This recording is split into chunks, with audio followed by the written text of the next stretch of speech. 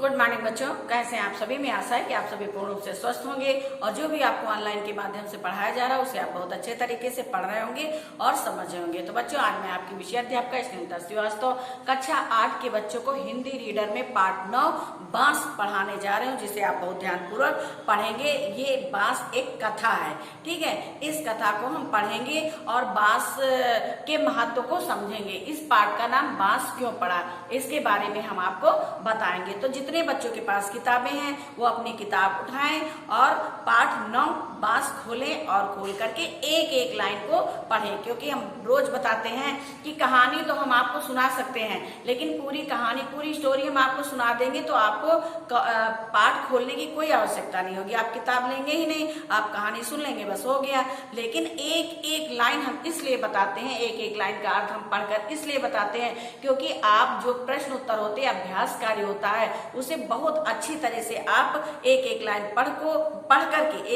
पढ़ करके आप प्रश्नों के उत्तर ढूंढ सकते हैं, ठीक है। तो इसलिए हम आपको एक एक लाइन पढ़ाते हैं। और जिन बच्चों ने अभी तक किताबें नहीं ली है वो किताब ले लें, क्योंकि पता नहीं कब स्कूल खुल जाए तो उनका वर्क फिर पूरा नहीं होगा। तो आइए हम पढ़ते हैं बांस के बारे में। बांस बच्चों, बांस एक पेड़, बांस एक लकड़ी है, ठीक है। आप लोगों के सबके गांव में बांस की कोठी होती है। बांस एक पेड़ की तरह नहीं होता है। बांस जो है, जहां पर एक बांस लगाया जाता है वहां पे धीरे धीरे बहुत सारे बांस हो जाते हैं और बांस बहुत लंबे लंबे होते हैं और बहुत लंबे होने के कारण वो झुक भी जाते हैं। और बांस जो है बहुत कीमती लकड़ी होती है, इसे बाजार में लोग बेचते हैं और बहुत से घरों में भी बहुत काम आता है बांस। तो आइए हम बांस के बारे में पढ़ते हैं। इसमें कथा है कि एक व्यक्ति होता है और उसको बांस बचा लेता है, मतलब वो नदी में डूबने लगता है तो बांस के सहारे से नदी से बाहर आ जाता है। इसलिए वो बांस को बहुत महत्व दे रहा है, क्योंकि इसी बांस के कारण उसका जीवन बचा था। तो आइए हम पढ़ते हैं बांस के बारे में। कहानियां सुनने सुनाने के लिए तो होती ही हैं, कहानियां सुनने और सुनाने के लिए होती हैं।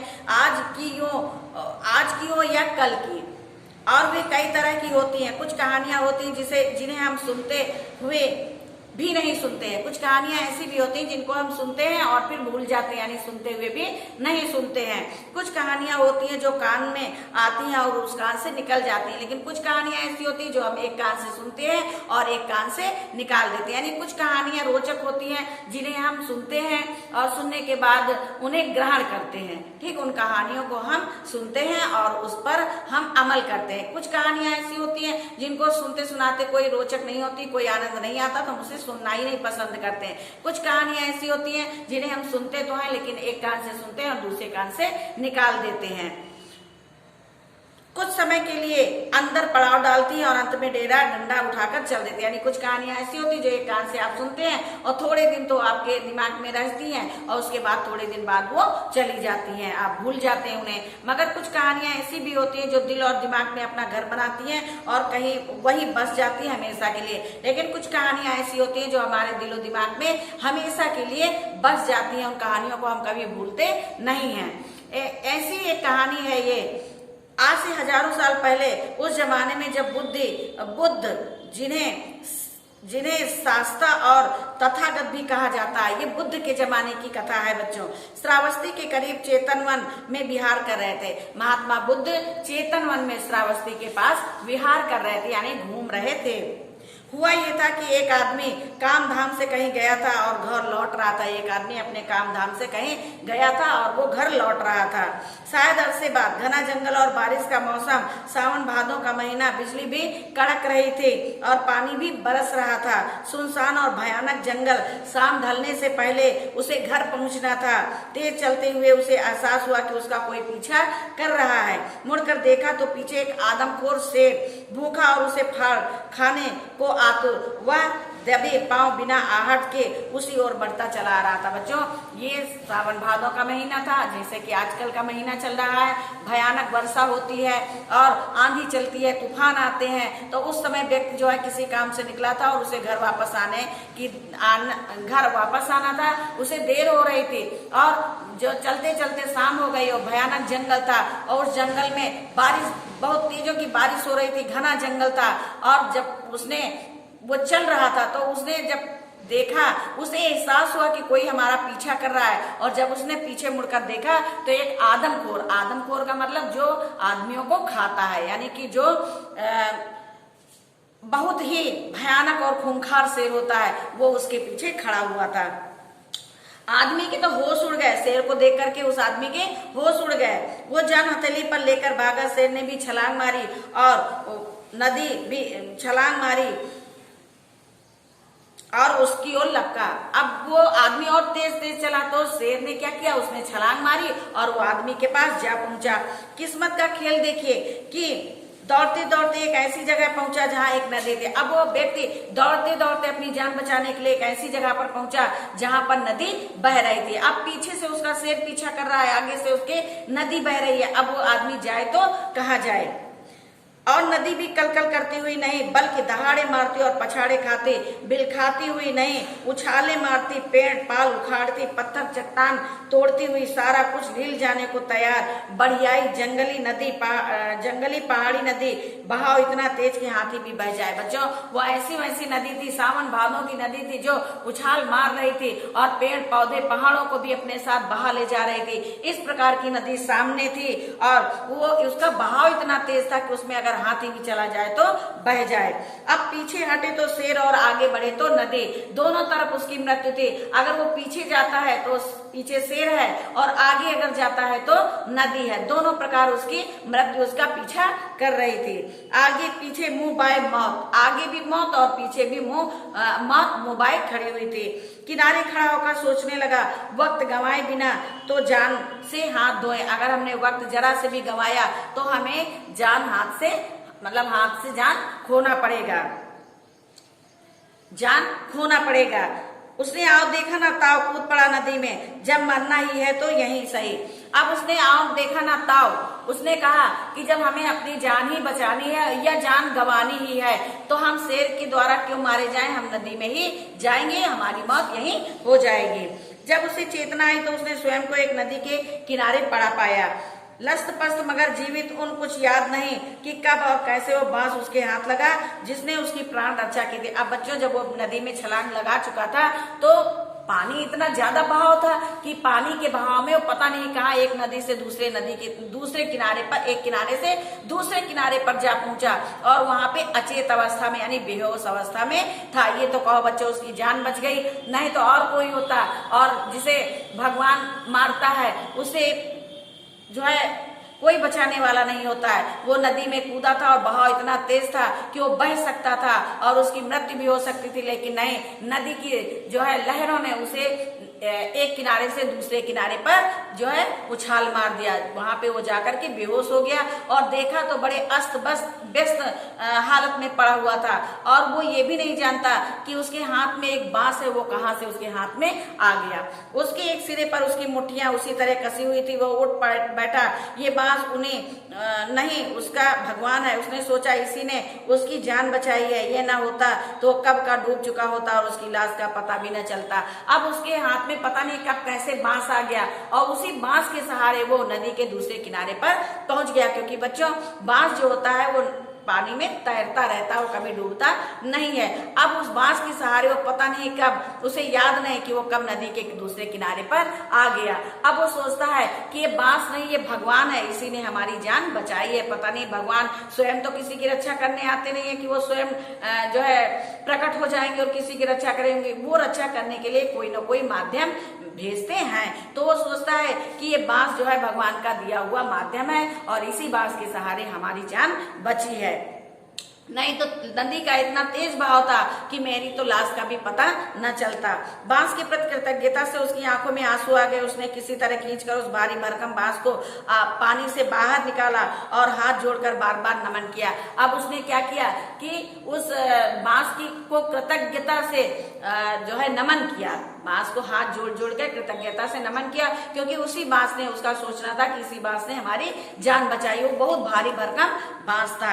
उसने निश्चय किया कि जैसे भी होगा वह इस ईश्वर को घर ले जाएगा और नित्य प्रत पूजा करेगा। अब व्यक्ति सोचता है कि इस बांस को, बहुत भारी भरकम बांस था बच्चों की, जैसा कि आप चित्र में देख सकते हैं। आप कहानी पढ़ा भी करिए और चित्रों को देखा भी करिए। अब चित्र में देखिए, एक व्यक्ति है जो पसीने से लथपथ है और रो भी रहा है, क्योंकि वो सोचता है कि ये बांस रूपी भगवान ने हमारी जान बचाई है। और ये सोचकर उसकी आंखों से आंसू आ गए और उसने सोचा कि इस भारी भरकम बांस को हम चाहे जैसे हो, जिस प्रकार हो, अपने घर ले जाएंगे और प्रतिदिन इसकी पूजा करेंगे, क्योंकि इसने हमारी जान बचाई है। उसने निश्चय किया कि जैसे भी होगा वो इसको घर ले जाएगा और नित्य प्रत पूजा करेगा। वो लंबा और हरा बांस, जिसे बाढ़ अपने साथ जाने कहां से बहाकर लिए आ रही थी, पानी में भीग कर और भी भारी हो गया था। चाहे जितना जोर लगा और टस से मस होने का नाम न ले। उसके बावजूद उस आदमी ने किसी तरह उसे सिर पर उठाया और चल पड़ा। बच्चों, वो भारी भरकम बांस था, हरा बांस था,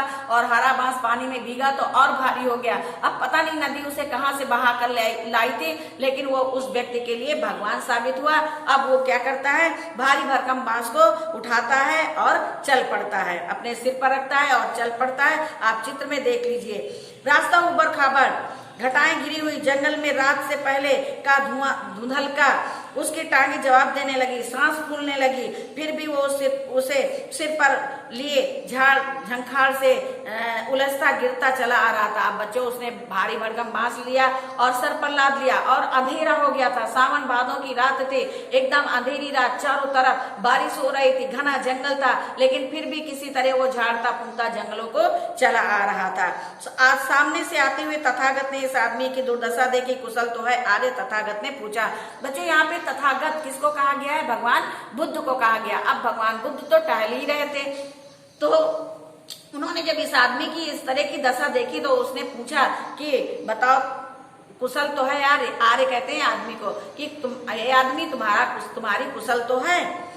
आदमी ठिठक कर खड़ा हो गया। उसने मुश्किल से गर्दन सीधी की और सामने देखा एक चीवरधारी भ्रमण मुंडित केश, सौम्य और शांति मुखड़ा। चीवरधारी मतलब सन्यासी वस्त्र पहने हुए व्यक्ति को चीवरधारी कहते हैं। और श्रमित मुंडित केश, और जो है सर पे बाल नहीं थे, यानी सर मुंडा हुआ था, और बहुत सौम्य यानी बहुत शांत, और मुखड़ा बहुत शांत था। आर्य, आपने उत्तर नहीं दिया, या तो आप कष्ट में हैं या रुष्ट हैं, बताएं। अब महात्मा बुद्ध कहते हैं कि या तो आप रुष्ट हैं और या तो आप दुखी हैं, जो आप अपनी बात नहीं बता रहे हैं, हमें बताएं। भंते, उत्तर न दे सकने के लिए क्षमा करें, ना ही मैं कष्ट में हूँ और अहि रुष्ट हूँ, भार से थक गया हूँ, इसलिए बोल नहीं फूट रहे हैं। आदमी ने हाँफते हुए अपनी समस्या बताई। अब आदमी कहता है भगवान बुद्ध से कि ना तो मैं थका हुआ हूँ, ना मुझे कोई कष्ट है, मैंने सिर पर अपने सिर पर इतना भारी भरकम बोझ लाद कर रखा है, मैं बहुत थक गया हूँ, इसलिए मेरे मुंह से आवाज नहीं आ रही है, इसलिए बोल नहीं फूट रहे हैं। आप कहाँ जा रहे हैं आर्य? अब महात्मा बुद्ध पूछते हैं कि आर्य आप कहाँ जा रहे हैं? पत्तन नगर। अब वो व्यक्ति अपने गांव का नाम बताता है, पत्तन नगर। पत्तन नगर क्या पास ही है? अब वो कहता है, महात्मा बुद्ध कहते हैं कि क्या पत्तन नगर पास में ही है?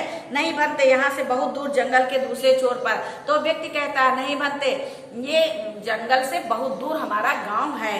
तथागत ने बांस की लंबाई और उसके भार से दोहरी हुई आदमी की काया देखी हुए सोच में पड़ गए। अब तथागत यानी भगवान बुद्ध ने उसकी काया देखी, यानी उसका शरीर देखा और उसके ऊपर भारी भरकम बोझ देखा, तो वो सोच में पड़ गए।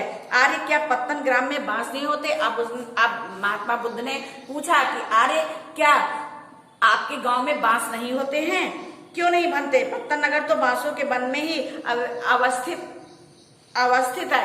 तो आदमी कहता है कि नहीं जो है प्रभु, पत्तन नगर जो है वो बांस में ही स्थित है, यानी कि पत्तन नगर में बहुत से बांस हैं। तो क्या ये किसी विशेष जाति का बांस है जो अन्यत्र उपलब्ध नहीं है? तो महात्मा बुद्ध कहते हैं तो क्या ये किसी अन्य प्रकार का बांस है जो वहां उपलब्ध नहीं है? ऐसा भी नहीं है भंते, ये हर जगह उपलब्ध है। तो महात्मा वो आदमी कहता है कि नहीं, ऐसा भी नहीं है, ये बांस हर जगह उपलब्ध है, इसमें कोई विशेषता नहीं है।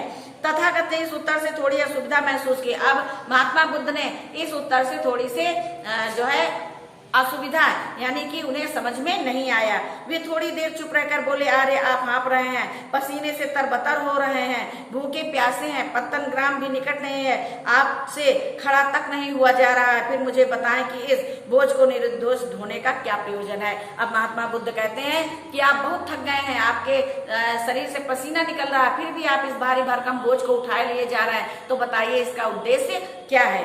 भंते, आप जिसे बोझ समझ रहे हो मेरा ईश्वर है। तो वो व्यक्ति कहता है, भंते, जिसे आप बोझ समझ रहे हैं वो मेरा ईश्वर है, क्योंकि इसने मेरी जान बचाई है। जरा विस्तार से समझाइए, बांस आपका ईश्वर कैसे है? तो महात्मा बुद्ध कहते हैं कि जरा हमें विस्तार से बताओ कि ये बांस तुम्हारा ईश्वर कैसे है? आदमी ने जरा कहानी विस्तार से सुनाने के बाद अंत में कहा, हे भंते, जब मैं नदी में डूब रहा था और लगभग मृत प्राय हो चुका था, तब इसी ने सहारा देकर मेरे प्राण बचाए। आदमी ने सारी कहानी बताई और कहा, जब मैं नदी में डूब रहा था और मैं बिल्कुल मरने के समान हो गया था, तब इसी बांस ने मेरी जान बचाई थी। आपका कथन सत्य है भंते, किंतु ये भी सत्य है कि इसी के उपकार में जीवित हूँ, किंतु आज इस समय तो स्थिति दूसरी है। अब महात्मा बुद्ध कहते हैं कि लेकिन इस समय आपकी स्थिति दूसरी है, ये बोझ बनकर आपके प्राण ले रहा है। पहले इसने आपके प्राण बचाए जब आप नदी में गिरे थे, नदी में कूदे थे, लेकिन अब आप नदी से बाहर है, आपकी स्थिति अलग है। अब तो ये आपके लिए बोझ है और आपके प्राण लिए ले रहा है। आपका कथन सत्य है भंते, किंतु ये सत्य है कि इसी के उपकार से मैं जीवित हूँ। अब आदमी कहता है कि भंते, आप जो कह रहे हैं वो सत्य है, लेकिन इसी के उपकार से मैं आज यहाँ पे जीवित हूँ। आदमी ने सहमत के साथ अपने सिर, आर्य ऐसे जो करना था कर चुका, अब ये मात्र बोझ है, इसे ढोते जाने का कोई अर्थ नहीं। अब महात्मा बुद्ध कहते हैं कि आर्य, इसे ढोने का कोई अर्थ नहीं है, जो होना था वो हो चुका। आदमी ने असहमत के साथ अपने सिर के आगे झूल रहे बांस के अगले भाग को कृतज्ञ भाव से देखा। अब आदमी क्या करता है, वो महात्मा बुद्ध की बात को सुनता है और उस बांस को बड़ी कृतज्ञता से देखता है। आर्य विवेक से काम ने इस बांस को अपने सिर से उतार फेंके और आराम से घर जाएं। तथागत ने वहां से प्रस्थान करने से पूर्व कहा। अब तथागत यानी महात्मा बुद्ध उसको फिर से समझाते हैं कि आर्य, इस बांस को अपने सर से उतार कर फेंक दो और आराम से अपने घर जाओ, मुझे कृतज्ञ होने के लिए न कहें भंते। अब वो आदमी कहता है कि भंते, मुझे कृतज्ञ होने के लिए ना कहे। कृतज्ञ कौन होता है बच्चों? कृतज्ञ का मतलब होता है जो किसी के उपकार को न माने, और कृतज्ञ वो होता है जो किसी के उपकार को माने। तो वो व्यक्ति जो है वो बांस के उपकार को मान रहा है, इसलिए वो कृतज्ञ है। लेकिन महात्मा बुद्ध से वो कहता है कि मुझे कृतज्ञ ना करे। जीवन पर सर्वोपरि है। आर्य में जीवन और उसके हित की बात कर रहा हूँ। आदमी वहीं खड़ा खड़ा तथागत को अंधेरे में गायब होते देखता रहा। अब महात्मा बुद्ध कहते हैं कि जीवन सर्वोपरि है, यानी कि जीवन सबसे ही महत्वपूर्ण है, सबसे ऊपर है जीवन। जब व्यक्ति जीवित रहेगा तभी वो किसी के उपकार को मानेगा और या उपकार को नहीं मानेगा, लेकिन वो जीवित रहेगा तभी तो इसलिए जीवन जो है सर्वोपरि है। अब मैं जो कह रहा हूँ वो तुम्हारे हित की बात कह रहा हूँ। आदमी वहीं खड़ा था और तथागत अंधेरे में गायब हो गए। कहानी बस यही है, बहुत पहले की पढ़ी या सुनी हुई, मुझे नहीं याद कि आदमी ने उस ईश्वर के साथ क्या किया। अब लेखक कहता है कि ये कहानी पढ़ी हुई और सुनी हुई है, अब मुझे ये नहीं पता कि उस आदमी ने उस बांस के साथ क्या किया, लेकिन मेरे जहन में अक्सर वो उभरता रहा, उसी तरह खड़ा बांस के भार से नीचे टांकता कराता हिलता डुलता जाना अभी दूर है, लेकिन वो क्या करे इस बांस का। अब लेखक कहता है कि उस व्यक्ति को जाना बहुत दूर है, लेकिन उस बांस के बारे में वो व्यक्ति सोच नहीं पा रहा है कि इसके बारे में मैं क्या करूं। तो लेखक भी कहता है कि अब ये कहानी यहीं पे समाप्त होती है। उस व्यक्ति ने उस बांस का क्या किया ये मैं नहीं जानता हूं, लेकिन ये जरूर है कि वो व्यक्ति बहुत कृतज्ञ था, क्योंकि वो उस बांस का उपकार मान रहा था। जबकि आजकल इंसान ऐसा हो गया, जो एक इंसान दूसरे इंसान के साथ कुछ अच्छा कार्य करता है तो भी वो उसके उपकार को नहीं मानता है। बच्चों, हमें हमारे साथ कोई भी जरा से उपकार करे, जरा से भी हमारी भलाई करे तो हमें उसके साथ अच्छा व्यवहार करना चाहिए और उसके प्रति कृतज्ञ होना चाहिए, यानी हमें किसी के उपकार को मानना चाहिए। तो बच्चों, ये बांस की कहानी थी। अब इसके बाद है शब्दार्थ। शब्दार्थ आपकी किताब में लिखे हुए हैं, जिन्हें आप याद करेंगे और लिखेंगे। अब हम आपको बताएंगे मौखिक प्रश्न उत्तर। महात्मा बुद्ध को क्या कहकर पुकारा जाता था? महात्मा बुद्ध को क्या कहकर पुकारा जाता था? तथागत। ठीक, क्या कहकर पुकारा जाता था? तथागत या भंते। फिर है आदमी किससे डरकर भागा तथा क्यों? आदमी शेर से डरकर भागा क्योंकि शेर उसका पीछा कर रहा था। आदमी नदी में क्यों कूदा? आदमी ने शेर से अपनी जान बचाने के लिए नदी में कूदा। आदमी ने बांस को घर ले जाने का फैसला क्यों किया? क्योंकि बांस ने उसका जीवन बचाया था। भगवान तथागत ने आदमी को क्या समझाया? भगवान तथागत ने आदमी को यह समझाया कि इस भारी भरकम बांस को अपने सर से उतार कर फेंक दो, क्योंकि वो व्यक्ति भारी भरकम बांस के बोझ तले दबा जा रहा था और थक गया था और उसके शरीर से पसीना छूट रहा था। अब लेखनी से जो प्रश्न उत्तर है वो आपको कॉपी के माध्यम से भेजे जाएंगे, जिसे आप लिखेंगे और याद करेंगे। अब विषय वस्तु का ज्ञान है। दिए गए गद्यांश को ध्यानपूर्वक पढ़ो और संबंधित प्रश्नों के उत्तर दो। एक गद्यांश लिखा हुआ है, ये लगभग हर पाठों में है। गद्यांश है और उसके प्रश्न नीचे है, फिर आपको उत्तर लिखने हैं। अब उत्तर आपको उसी किताब के आगे लिखना है, कॉपी में हमने नहीं लिखवाया है। आदमी के आगे पीछे मौत क्यों थी? आदमी अगर